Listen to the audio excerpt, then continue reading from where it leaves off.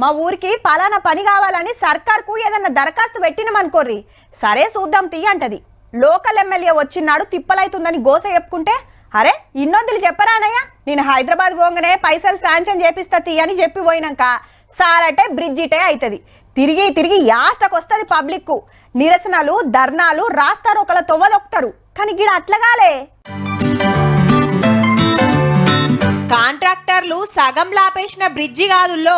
మెదక్ జిల్లా టెక్మల్ రైతు టెక్నిక్ ఇది. పేరు రాములు. 17 వరదలొచ్చినప్పుడల్లా గుండువాగు అవతల దిక్కున్న పొలాలకు పోతానికి తిప్పలైతుందట. ఒక్కొక్క పారి 2-3 వారాలు ఓకుంటైతుండే వరకు పంటలు చక్కగా వండక పోంగ మిగిలిన పంటకు రేటు రాక అరిగోసైతుందట. ఎట్లా చేస్తే మంచిగుంటదని గీ ఇకమతి చేసిండన్నట్టు.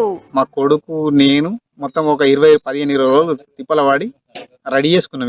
ఇది ఇంకా పని ఉంది, ఇంకా 4-5 రోజుల పని ఉంది. షీట్లు గిట్ట తెచ్చి పెట్టినాము. మీద సైకిల్ మోటార్ వెళ్ళిపోవాలి. అటు 300 ఎకరాల భూములుంటే కాకకు 15 ఎకరాలు ఉందట. ఎట్లయితే అట్లాయే రైతు రుణమాఫీ పైసలన్నీ బ్రిడ్జికే ఖర్చైన మంచిదే అని 2 లక్షలు పెట్టి కొడుకుతోని కలిసి ఇట్లా బ్రిడ్జి కడితే రైతులంతా పొలాలకు పోతురు దీని మించే. కానీ ఎంతైనా మనుషులు పోయే సవలతే అయ్యింది గాని ట్రాక్టర్లు పోతానికి ఇంకో తాన సర్కారోళ్ళు బ్రిడ్జి కట్టియాలని కోరుతున్నారు. కానీ ఒక్క రైతన్న చేసిన ఉపాయం ఊరందరికీ ఫాయిదా అయింది.